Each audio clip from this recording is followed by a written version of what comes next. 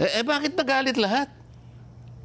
Hindi po ba kayo nakahanda makipag-usap, makipagdebate sa amin? Kagaya ng pinipilit kong sabihin, bakit po ayaw yung pag-usapan natin? Kumbaga ganda naman palang puntos sumagot nila. ka agad ito. Why are you very in a hurry? Yung ganun, Yan, ano? Iba pa yung islang-islang yan. You're very in a hurry. Para daw nagmamadali kayo. Kasi daw... Hindi ba, pagka namang impeachment, hindi ba sinabi ng Constitution, forthwith? Hindi na, batayin yung madaliin. Ganun na naman sila eh. Pero ito, binamadali namin, nagagalit. Pagka impeachment, forthwith. Sala sa init, sala sa lamig eh. Paano ang kanilang paniwala, gagamitin ni Bato? Gagamitin ni Jinggoy kung sakasakali, gagamitin ko pang makulong kami lahat. Palagay mo nang ganun nga intensyon namin. Palagay mo lang. Bakit masakit ang loob nyo? Pareho naman namin kayong senador. Totoo naman. Hindi, sagutin ninyo. Bakit masakit naman ang loob nyo? Kung nagamit ba namin, hindi ba kayo masaya? Masaya kami kasi kahit nandyan kayo, nakakasama pa rin namin kayo sa pagtalakay ng magagandang mga panukalang batas na alam naman natin na para sa ating minamahal na mga kababayan. Di ba dapat ganun sagot? Hindi. Pero parang hindi sila masaya. Pagkagamit mo ba kay ganyan? Kaya ba ninyo minamadali? Dahil alam nyo, meron nang ikukulong sa inyo. Isipin mong klaseng pangakatwiran yan. Halatang halata eh. Pero sa totoo lang, mabait lang kami. Alam mo kung bakit? Bakit po? Kung pinaresto namin, nasa ano namin nasa rule namin. Nasa rules yung nga po pala. So, kaya nga sinusungkit nila yung gustong sungkitin. Pero hindi ako naniniwalang may masusungkit dito. Ayun. Pero sila, nervyos na nervyos. Kinamayan ko lang si Senator Lito Lapid. Pinagpaliwanag nila. Kaya tumayo ka ron. Sabihin mo, hindi ka kumakalas sa amin. Sa nervyos nila. Masama bang kamayan ko yun, kapareho kong Kapampangan? Oo nga po.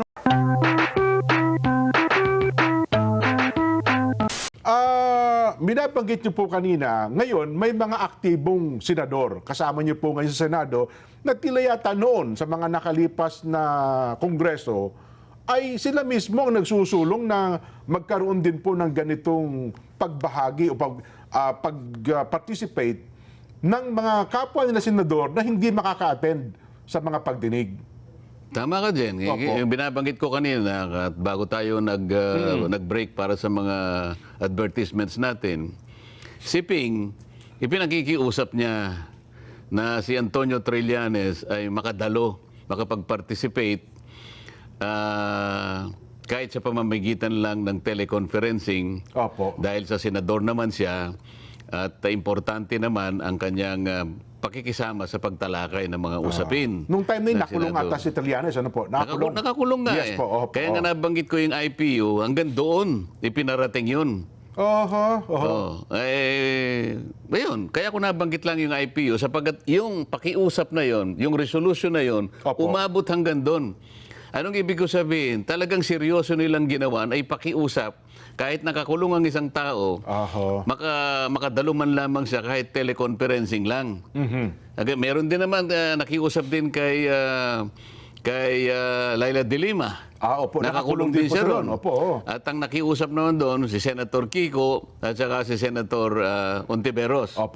Sa mga tweet, sila, nauna nilang nakilala yung kahalagahan ng pagganap ng tungkulin ng isang senador kahit sa pamamagitan lang ng teleconferencing kung yung kanyang physical na presence ay hindi talaga magkakaroon ng katuparan dahil nakakulong ka nga o maring nandun ka sa isang lugar, ganon. So, noon sila okay lang. Pwede nilang ipakiusap yun, pwede nilang ilaban yun. Pero nung kami na, ganun na lang ang kanilang pagtutol. Sukdulang mag-walk out. At saka hindi lang karaniwang pagtutol. Kung kinakailangan magsipag-walk out sila para lang mawalan ng saysay yung aming ginagawa, ay nakita mo na kung di ba double standard tong ganito? At meron pang yung unang may sinabi lang ako na wala namang kinalaman dun sa maring pag-attacking personal sa mga kasama ko. Dahil ang pinag-uusapan lang namin yung rules na kung saan yung pagtatalo napunta na lang doon sa dalawang section na aming pinag-uusapan. Yung section 24 at saka section 131. sabi ko, nung humaba eh. Kasi tayo dito, tayo doon. Pinipilit ng usa. Hindi, kailangan tayo sa Committee on Rules. Opo. Ha? Sabi naman nung isa, hindi kaya nga nandito na si SP, siya na ngayon tumayo para ipakiusap sa atin if we can take up this issue in plenary today. Ayun. Kasi wala pa nga Committee on Rules eh. Alam mo, Jen, tinitingnan ko sila eh. Dapat doon lang nakita na yung katwiran na dapat wag na silang magreklamo. Bakit kamo? Kung sila'y matagal na sa Senado, lalong-lalo na yung tumagal at tumanda na dyan, hindi ba nila alam, Jen, na yung plenaryo, yung floor, Opo. is the highest governing body? Yes. Ang tama ibig po. sabihin, Oho. kaya niyang i-override kahit ano yung nangyayari Kahit anong sa mga mga komite. komite. Yes. Ang totoo niyan, kapag pinagkaisahan namin na isuspende yung rules, magagawa namin because it is a plenary action. Oho. Sabi ko, nagtataka ako. Ba't hindi nila makuha yun? Ay, matagal na sila rito. Dapat Ako alam naman na nila yun, oho. isa lang ako doon sa mga ngayon lang napunta ron. Pero naintindihan ko, yung parliamentary practice. Oho. Di ba? Oho. Ngayon, tayo dito, tayo doon. Pinipilit nila yung Section 24. So, namagitan na rin ako. Sabi ko, ganito po yan. Ito po kasi Section 24, kung titingnan ninyo, is a general provision. Yeah, general provision. Opo. Ito pong 136 ay special provision. Special provision. Alam po ninyo, kako, sa prinsipyo po ng batas, ito po yung principle. Hindi na kailangan debatihin ito kasi kung pareho tayong abogado, Magkakaintindihan magkaintindihan kayo, tayo. opo. Sabi namin sa mga abogado, the special law will always prevail over a general law. Tapos na yun eh. Makikipagdebate ka pa sa akin. Okay, yun po akong problema kung wala po tayong legal background. Aba, nagalit sila. Parang minamaliit nyo raw yung kapwa yung Minamalit nyo. senador. Sabi ko, ma'am, please, sabi ko pa, Oho. do not make a conclusion like that. So ito, pinalilitaw nyo lang po talaga, hindi po nyo nakita yung distinction. Okay na po ako kung hindi po tayo magkaintindihan dito. Oho. Sabi ko ganyan, ano. Bago pa nangyari yun, tumayo yung isa rito eh. Ad hominem, ad hominem. Ayun, yan na nga po. Oh. Sabi ko, paano kaya? Alam niya kaya kung ano ibig sabihin ng ad hominem? Gusto kong bigyan ng halimbawa din. Ano ba ang ad hominem? Oho. I-define muna natin. Ang ad hominem ay isang sitwasyon na kung saan may pinagdidibatihan kayong isang subject matter. Opo. Di ba? Halimbawa, kamukha nung nangyari. Ayan, opo. Yung motion na sinabi ko na pwede po bang susugan yung Section 41B. Oho. O, yung Section 41 kasi A, B lang yun eh. Oho. Section 41, paragraph A, paragraph B. Oho. No? So sabi ko, dadagdagan ko sana ng paragraph C. Letter. Oh, yes po. O, Oh. di, ang pinag-uusapan namin ay yung aking motion na sususugan yung Section 41 ng aming Senate Rules. Yun ang subject matter. Pero wala po akong pinagsabihan na, ikaw ganito ka, ikaw ganito. Wala pong ganon. Ang sinabi ko lang, sabi ko, pag ganuhin po natin, nagkakahirapan po tayo kasi po, yung iba po walang legal background. I am articulating a statement of fact. Yes po. Wala po akong sinasabihan. Itong isa, ad hominem ng ad hominem.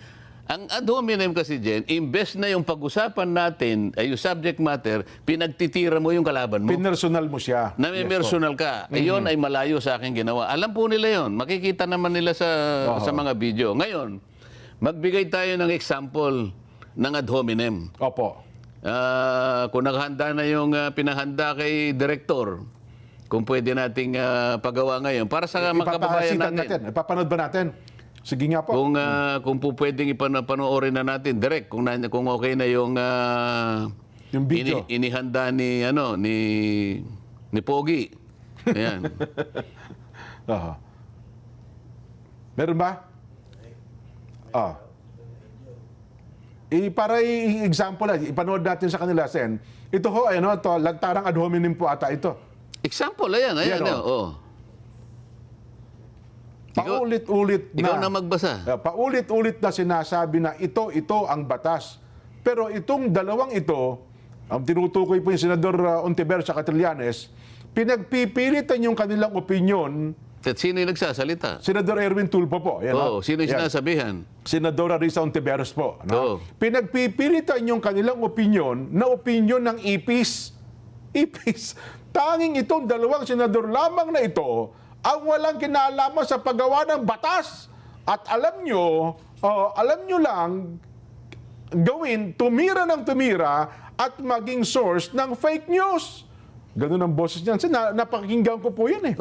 Yan ang halimbawa, yan ang halimbawa ng ad hominem. Yan ang talagang literal na ad hominem. Yan ang literal na ad hominem. Opo. At nakakalungkot, sa kanya pa nang galing pala.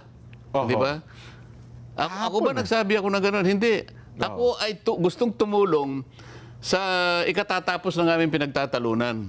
So I offer some kind of help na sana maintindihan nila.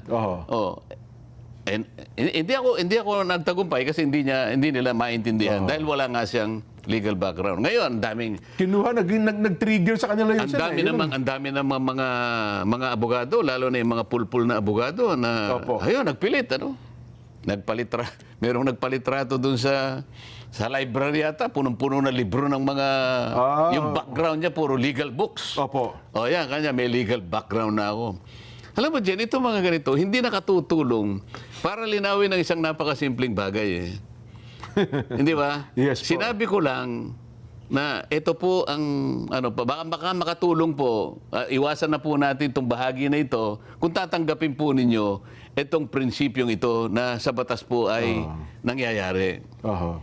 Hindi ka ganito. Wala na po akong magagawa. Hindi po tayo magkakaintindi. Kaya pa nung tumindig si SP Alan, nung pagkatapos magsalita, meron daw niya kasi mga lingwahe, kayo mga abogado na kayo nagkakaintindihan, at saka lingwahe ng mga hindi abogado na hindi nyo naintindihan. Hindi, meron nga sa amin, sila nga yung gustong-gustong magsalita dyan eh. Well, tama kayo. Merong magsasabi dyan, res ipsa loquitur, sabi niya. Sila pa yung nag-ano eh. Latin yan, pero ako hindi ako kumikibo eh. Sila yung nagsisimula eh. At saka gumagamit pa sila ng pagka nag-privilege speech yun dyan, ano? Lo and behold, ganyan eh. Kung napanood mo yung Ten Commandments dyan, parang nakita mo si Moses na nakaharap sa Nile River. Sa dagat na pula. Ewan ko, dagat na pula yata. Dagat na pula, opo. Lo and behold, mga ganyan, ano? Kaya, Mr. Speaker, for the life of me. Talaga, napakahilig nilang gumawa. Sila yung mismo gano'n. For the life of me, Mr. Speaker. Pray tell, Mr. Speaker. Pray tell. Ayoko nang anuhin yun. Baka naman sabihin nila. Pero silang nagsasabi nun. Ako dyan, simple lang. Hindi ko sinasabing pray tell. Ang sasabihin ko lang, Mr. Speaker, can you explain? Yun lang. Kasi ibig lang sabihin, explain eh. Opo. Pero hindi sila talagang gumagamit. Sila talagang, ewan ko. Para ho kasi nararagdagan ng talino nila kapag gumagamit ng mga okay lang sa akin. Pero ang gusto ko sana, higit sa lahat, ang makaalam, ang makaintindi, yung taong bayan. Pwede mo naman sabing, Mr. Speaker, can you explain please? Pakipaliwanag nyo nga po, ang salita niya, Mr. Speaker, pray tell. Nakatingin nyo parang alam niya kung ano yung pray tell. Para bang kasi, hindi naman sa minamaliit natin. Ba't kinakailangan ko pa sabihin, for the life of me, Mr. Speaker. Lo and behold. Talaga namang... Ay, naku. Anyway, Sen, mayroon kasing ilang mga punto. Sabi, natawa ko doon sa... Hindi pa rin natawa, kundi ang sabi nila, ganito po, ba't di ba naman kasi pinagpipilitan pa yan? Matagal na nga anyang naibasura yan. Hindi na nga anya pumayag ang mga naunang senador sa panukala na yan. Bakit ba ngayon daw, sa panahon ito, ipipilit parang gusto nating gawin na makapag-participate sila sa pamamagitan ng teknolohiya? Kasi nga, tayo na lang siguro ang ayaw gumamit at mag-take advantage sa makabagong teknolohiya. Ang siyensya, mayabong na dyan, di ba? Opo. Tingnan mo yung World Congress dyan. World Congress na to dyan. Pinagagamit. Huwag na tayong lumayo. Malayo pa yun eh. Malaki pa yun eh. Balingan mo yung House of Representatives dyan. Opo. Nakakaboto sila online. Kung minsan, halimbawa, hindi nakarating yung kasi buong Pilipinas naman yung nandun siya sa kanyang distrito. Gusto niyang bumoto. Gusto niyang i-register yung vote niya. Teleconferencing o kaya video conferencing. Pinapayagan. Kaya kamakailan lang isang batas ang kanilang parang pinagbutuhan sa third reading yata o second reading. 255 ang nag-participate. Yung iba, online. Oo, bakit yung mababang kapulungan pwede, yung mataas na kapulungan Hindi pwede. Hindi pwede. O bakit ang COMELEC ngayon pinapayagan online Voting. yung bote, yung balota mo, pwede kang bumoto online. Bukod doon, bago yung online na yun, merong mail voting. Anong ibig sabihin nun? Lahat binibigyan ng pagkakataon makapag-participate, makinabang ka sa gawain ng demokrasya. Kailangan ng tao makialam. Sa pagboto, kailangan kasi. So, bigyan mo lahat ng pagkakataon. Kaso, ang sinasabi kagad nila, o kaya naman yun lang sinusulong yan, gusto nyo makaboto si Bato Ang makikinabang lang daw, kasamahan ninyo. Ano naman ang masama kung makikinabang yung kasamahan natin? Senador naman yun O ano naman ano ba kasi ang kanilang pinipigilan doon? Kasi pag nakaboto si Bato, di ba? Makakatulong sa amin. Sa suma total, hindi pwede sa kanila. Ayaw nila yon. Siyempre, Di ba? tututulan nila yon. O bakit nung panahon ni De Lima, panahon ni Trillanes, o bakit sinusulong nila yon? Bakit ngayon naman ay hindi pwede? So kailangan malaman po ng tao lahat ito.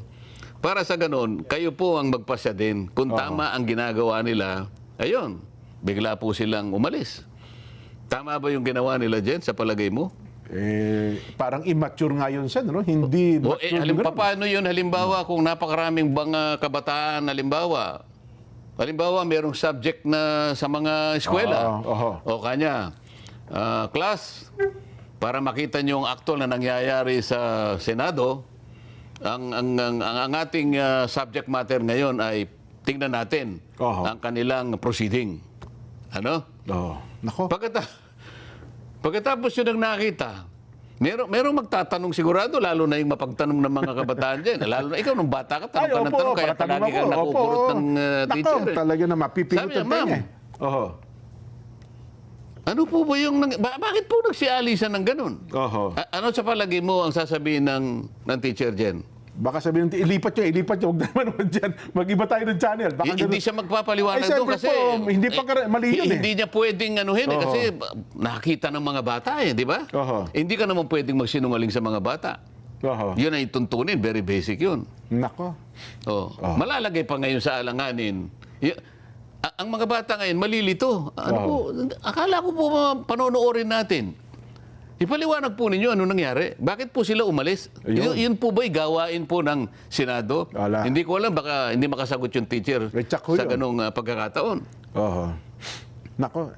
Gusto niyo ba makita? Meron parang mga sample ng mga itong ad hominem talaga. Ad hominem. Sige. Ipakita pa natin. Ito ang talagang literal na sabi ko, ad hominem talaga ito. Direct, ipakita pa natin.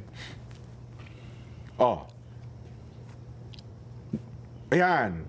Ito naman, ang kino-quote dito, Senator Erwin uli, sang-ayon po ko kay Tatay Diggs na si Kiko Pangilinan na yata ang pinaka, ayun, ayun, pinaka, basahin mo, ad hominem Oo nga pala, hindi sa akin galing, ad hominem, ayan, sabi niya, si Kiko Pangilinan na yata ang pinaka-bobong abogado sa balat ng lupa. Alam mo kung bakit ko lang pinaano yon? Opo. Hindi para kay Senator Kiko yon.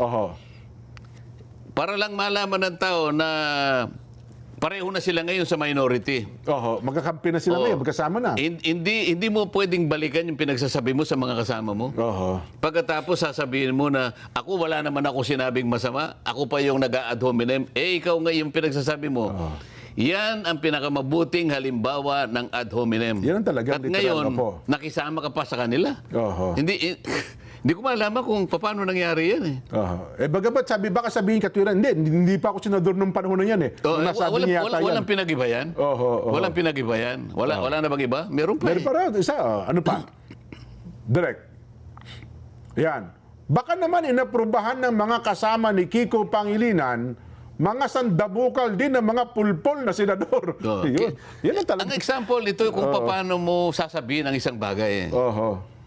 Diyan alam mo, siguro makakapagsalita ka ng isang bagay na halos ayaw mong sabihin kung galit na galit ka na. Ay, opo, totoo yan. Yung punto na talagang sasabog ka na eh. Oho. Ano?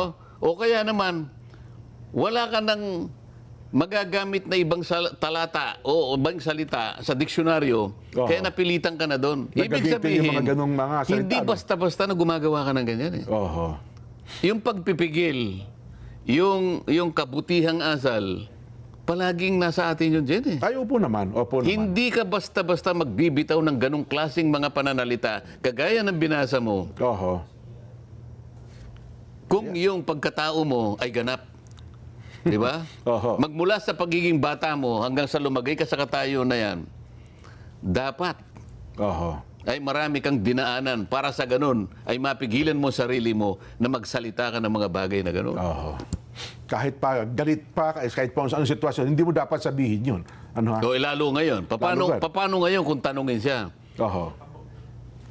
I-reconcile mo nga yung sinasabi mo ngayon Oo. at saka yung pinilit mo pang sumingit habang nagsasalita ako. Oho. Sino ngayon ang nagsasalita ng ad hominem? Mabuti na lang nakakuha. Meron pa ba? Meron pa yata. Meron pa ba? O, sige nga. O. Pag ikaw nasa Senado, ikaw ay gumagawa ng batas. Think. Di ho ba? Pinapasweldohan po namin kayo para mag-isip, hindi para magngak-ngak at magdaldal. Masakit ang mga salitang ito. Ayan. Oo. Siguro naman ay nakakalap tayo ng napakarami ng ad hominems. Yan ang Mga halimbawa po na mga kababayan, halimbawa lang po ito na ipinakikita namin, huwag po ninyong gagayahin, mga kababayan. Wag po. Oh, bad Huwag po yan. po ninyong gagayahin. At alam po naman namin na hindi nyo gagayahin. Oho. Pinakita lang namin kung paanong siya mismo na tumayo na ad hominem siyang ad hominem, pero siya po ang pinanggalingan ng maraming ad hominem. Oho. Yan po ang gusto lang naming sabihin sa inyo. Ako, Sen, kasi basa ko ng sitwasyon na yan, para naghanap lang sila ng dahilan para mag-walk out. Parang pinlano talaga ata nila, no? Bago pa lang ata yun, para maghanap tayo ng chance, timing, para makapag-walk out sa pagkakataon na yun. Pero itanong mo sa akin yung ano bang epekto nun? Ay pag-walk out nila. Ano nga po ba ang naging epekto nun? Nagtagumpay ho ba Hindi, sila? katulad nung pinagalimbawa natin kanina, merong isang classroom na mga estudyanteng nakapako yung tingin nila sapagkat ang pagkakaalam ng teacher, ito'y kailangan nating igalang ito. Opo. I-emulate natin itong mga taong ito sapagkat sila'y tinatagurian nating mga honorables. Opo. Yan ay ibinoto ng taong bayan. Yan ang maglilingkod sa atin. Opo. Kaya pakinggan ninyo ang kanilang mga sinasabi, pati yung kanilang pamamaraan ng pagsasalita, at yung kanilang decorum. Yan, opo. Marami po kayong matututunan dyan. Oho. Pagkatapos nagsigawan at sila'y lumabas. Oho. Anong halimbawa ang ibibigay mo Oho. sa mga bata? Oho. Oh. Mukhang bad example po yun. Hindi magandang halimbawa yun, Sen. Pero nagsimula kami dyan. Nakita mo naman, May 11, nauna kong ipinropose yung amendment. Oho. Ang usapan nga, i-repair sa Committee on Rules. Nagkataon naman kasi na nag-organize pa lang sapagkat, di ba, we declared all positions vacant, including the chairmanships of the committee. Yes po. Ngayon, sabi nila, wala pa naman committee, paano ngayon ganyan-ganyan? Kaya nga po, ni Alan Cayetano, ako na po ang nagmo-motion ngayon, i-take up na lang po natin dito sa committee. Oho. Dito sa plenary. Oho. Sa committee kasi dyan, karaniwan, ito sa pag-attend ko ng committee, ando ng chairman, commission may kasama siya, 2, commission naman isa lang. Commission nga tatawagan ako Opo. Sendante, pwede bang bumaba ka rito? Makapag-ano, Yung mga kaibigan natin. Oho. Hindi ko ma-start ito, wala akong quorum eh. Tama naman yun, no? Bumaba ka lang rito, tulungan mo lang ako para sa quorum. Quorum lang eh. Opo. O sige kako, pero kung mo nandun na ako, magpa-participate na rin ako. Siyempre naman, oho. Hindi pa ako nakakatagal, boss. Puntahan mo rin ako dito, malapit lang yung wala rin akong quorum. Oho. Sa mga katwid, ang gusto ko sabihin, sa committee, pangkaraniwan, 2-3 lang ang nandun. Opo. Samantalang ito, plenary ito, nandun kami, halos lahat nandun kami. 23 po kayo noong pagkakataon na Oo, sabi ni Alan, SP Alan, Opo. dito na po natin pag-usapan. Oho. Bakit nagalit lahat? Hindi po ba kayo nakahanda makipag-usap, makipagdebate sa amin? Kagaya ng pinipilit kong sabihin, bakit po ayaw yung pag-usapan natin? Kumbaga ganda naman palang puntos sumagot din ka agad ito. Oh. Why are you very in a hurry? Ganun, Yan, ano? oo. Iba pa yung islang-islang, yan. You're very in a hurry. Para daw nagmamadali kayo. Kasi daw... Hindi ba, pagka namang impeachment, hindi ba sinabi ng Constitution, forthwith? Hindi na, batayin yung madaliin. Ganun na naman sila eh. Pero ito, minamadali namin, nagagalit. Pagka impeachment, forthwith. Sala sa init, sala sa lamig eh. Paano ang kanilang paniwala, gagamitin ni Bato? Gagamitin ni Jinggoy kung sakasakali, gagamitin ko pang makulong kami lahat. Palagay mo nang ganun nga intensyon namin. Palagay mo lang. Bakit masakit ang loob nyo? Pareho naman namin kayong senador. Totoo naman. Hindi, sagutin ninyo. Bakit masakit naman ang loob nyo? Kung nagamit ba namin, hindi ba kayo masaya?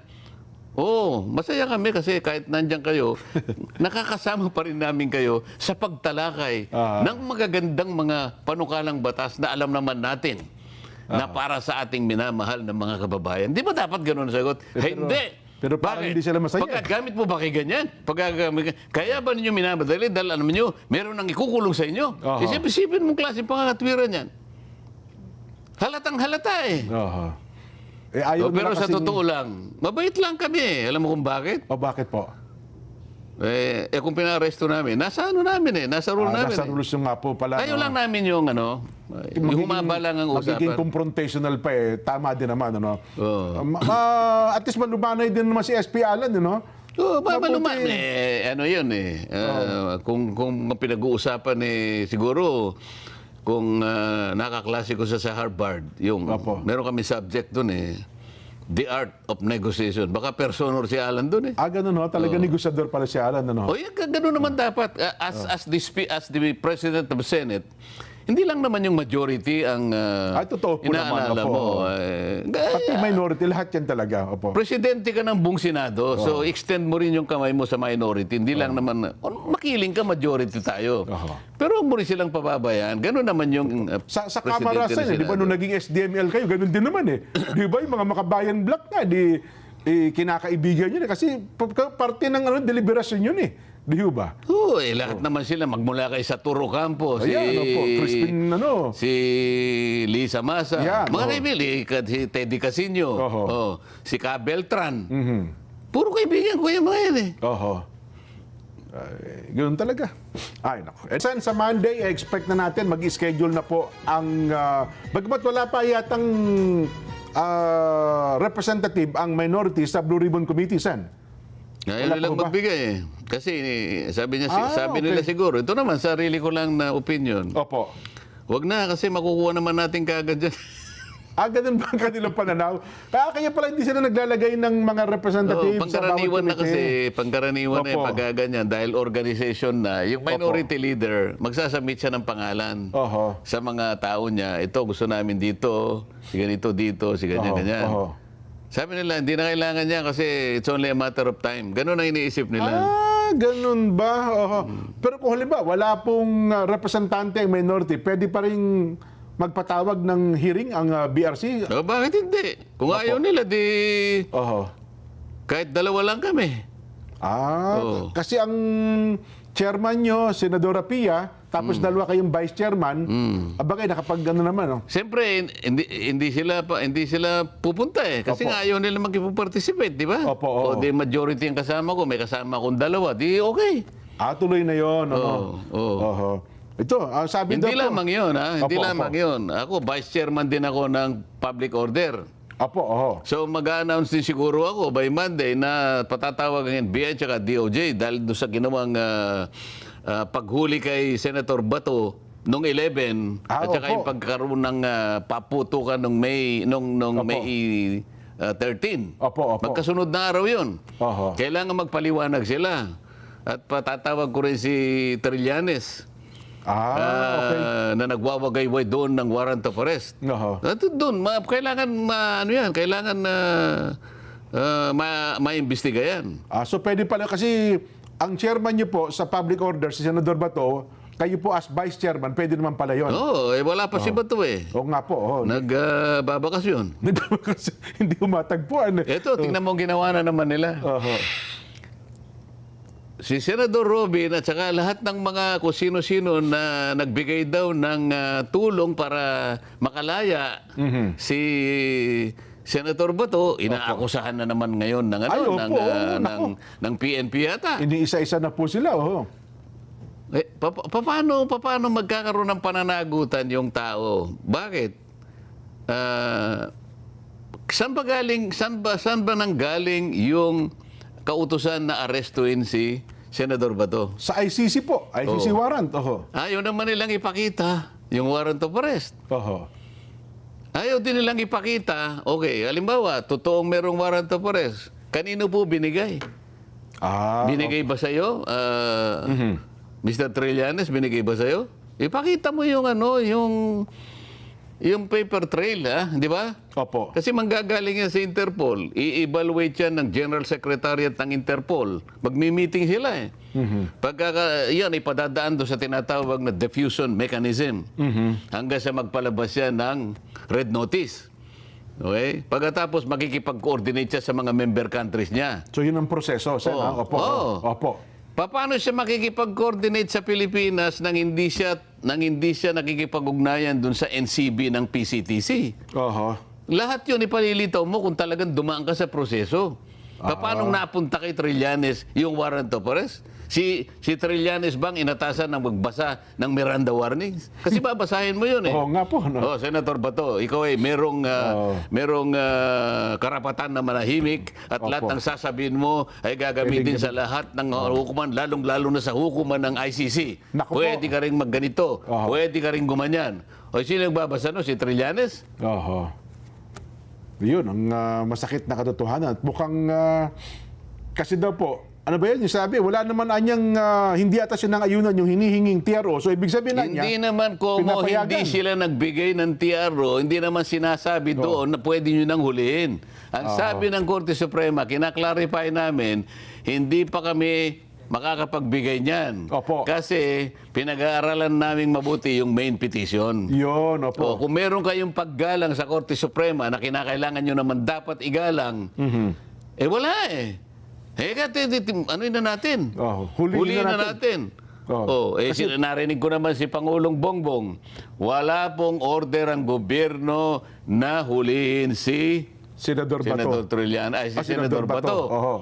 Bakit siya hinuhuli bakit siya tinutugay-gaya ng NBI at saka ng PNP? Alin talaga yung nagsasabi ng totoo rito? Pinuntahan na nga yung 3 bahay ni Senador Bato. Buti, hindi rin nakita. Yun nga eh. Patunayan ninyo na ang warrant of arrest ay balido at kinakailangan at ito ay pwedeng i-enforce sa ating bansa. Mukhang kinikilala po ng DOJ Secretary Sen eh. Balido. Ayun, tataka nga po ako mismo DOJ natin. Baka sila nga kumikilala. Sige, pumunta ka sa Russia. I-implement mo, huliin mo si Vladimir Putin kapag hindi ikaw ang kinulong. Di ba sinasabi ko, ito, napag-usapan na natin ng mga nakaraan. Si Benjamin Netanyahu pumunta ng Canada. So nagpaano yung Interpol? Pakihuli po ninyo si Benjamin Netanyahu dahil meron pong warrant of arrest ang ICC. Sa kanya. Canada is a member of ICC. Sabi ng Canada, nek-nek mo. Pinauhuli siya, nagpunta yata sa Mongolia si Vladimir Putin. Ang Mongolia is a member of ICC. Okay. Opo. Na hindi siya pwedeng huliin dito kanya. Ayaw namin. Anong ibig sabihin nun, Jen, na palagi nating pinapaliwanag? Yung implementation ng warrant of arrest ng ICC depends on the voluntary action of a member party. Kung gusto niya. Kung ayaw niya, hindi pwede. Baka naman tinanggal sa ICC yung Mongolia at Canada, Sen, kasi hindi nila ini-implement yung mga dito sa ating ASEAN, sabi ko nga ang miyembro na lang ng ICC, Cambodia. Cambodia na lang. Siguro baka sana Doon nila ibaling sa Cambodia tapos pahuli si Senator Bato. Baka i-implement ng Cambodia. Pero tayo, hindi na nga tayo member eh. Hindi na nga tayo member. Hindi ba nakalagay sa saligang batas, Jet? Opo. Ang linaw-linaw doon eh. Ibig bang sabihin ng ICC, mas mataas pa siya sa Korte Suprema ng Republika ng Pilipinas? Hindi ho. Hindi ba? Hindi eh. Kinikilala Noong na nakapirma tayo sa treaty, okay. Pero wala na nga ang treaty eh. So wala na pong binding leak, wala na pong authority. Ang ano po, ang ICC, mga kababayan, 24 years old lang as of May 2026. Alam po niyo kung gaano na po katanda ang Korte Suprema ng Pilipinas? 125 years. Gano'n na tayo, ano? Pagkatapos, paiilalim ba ang ating Korte Suprema sa ICC? Ayan po yung mga tanong eh. Kaya nga, pagka nagkaroon ng hearing, ayan po, binibigyan ko na po kayo para alam na po niyo isasagot niyo. Makapaghanda na sila. Pero pagdating niyo po, hindi po itatanong ko sa inyo. Tandaan po ninyo. Si Secretary Bida, halimbawa, Secretary Bida. Dumating po kayo. Ito pong pinag-uusapan, sinasabi ko sa inyo ngayon, hindi ko na po itatanong, iba na po itatanong ko sa inyo. Ayan. Naku. Ito pala, may announcement po, Senador SP Alan Sen, no? Senate President Alan Peter Cayetano has announced the creation of a Blue Ribbon Subcommittee that will focus exclusively on the alleged flood control scandal. Ayan. Subcommittee na. Opo. At mukhang kayo yata ilalagay na chairman ng subcommittee. Kasi baka si Senator Pia, kung baka naman kung sino-sinong kumakausap dyan, baka nabuisit na. Ganun. Ayoko yung kinakausap ako. Nakagaya ng ginagawa nila kay Senator Jinggoy. Ayun. Bahala sila. Sa inyo po kasi ako lang nakakakausap eh. Kasi dalawa lang naman kami ni Senator Jinggoy ang vice chair.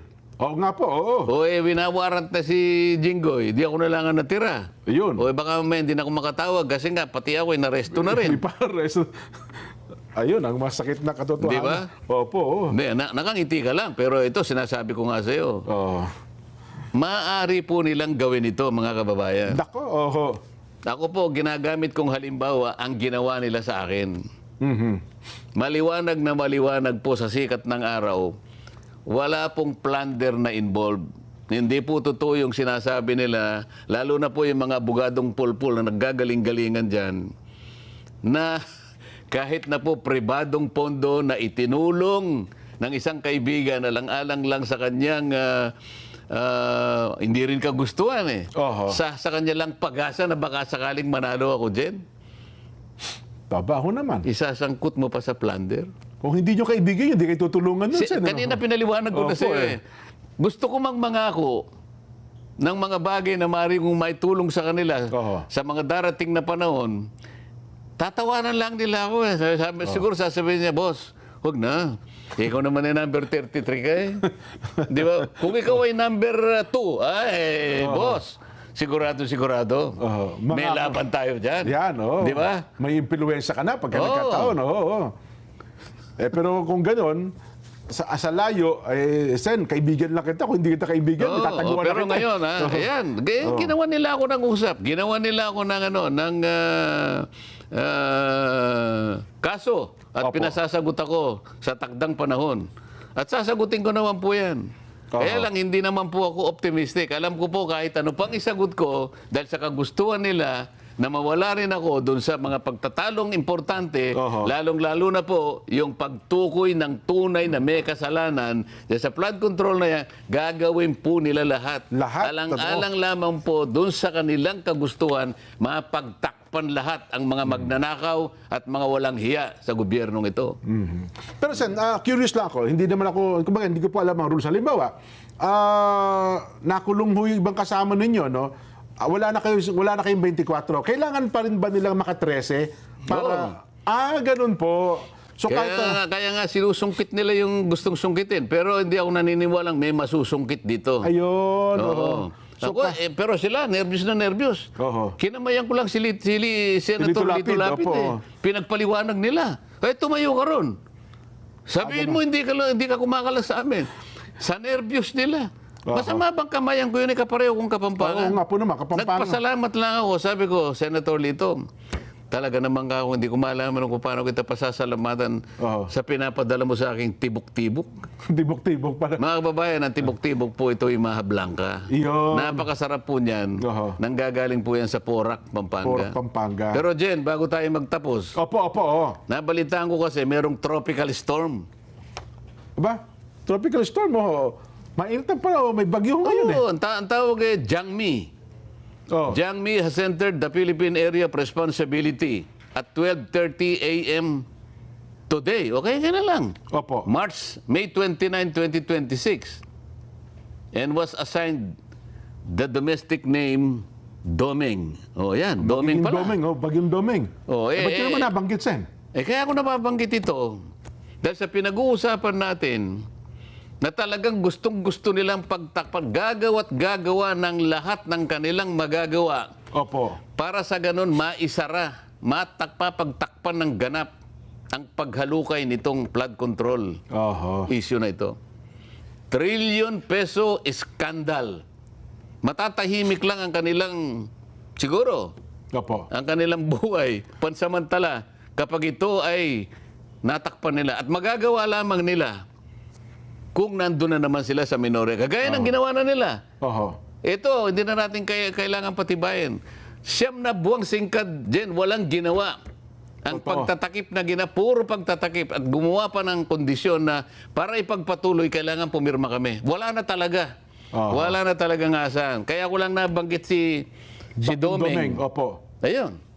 Kailangan lang, makialam na naman ang kalikasan. Naku, alam niyo kung plano nila ng pagtakpa yan, mahirap yan kasi tuwing bumabagit, bumabaha. Wag naman sanang dumating si Doming na dala-dala ang lahat ng buhos ng ulan na kanyang madadala rito. Ako nakikiusap ako sa iyo, Doming, habang ikaw ay nandyan pa lang at hindi ka pa talaga nalalasa. Sapagkat ang mga kababayan namin, bugbog na sa kahirapan. Nako. Kung gagawin mo lang ito para ipaalala uli sa amin, sana matauhan naman yung mga taong nagtatangka na naman para sa ganon ay takpan ito. Nako po. Ito dyan, kaya ako nasabi lang. Opo. Hanggang gaano pa bang kailangan nila? Di ba? Ba't di nila ayusin ang problemang ito para sa ganon, sumulong na ang bansa natin kesa kung ano ang pinaggagawa na sa tingin ko, baka lumala pa ang problema natin.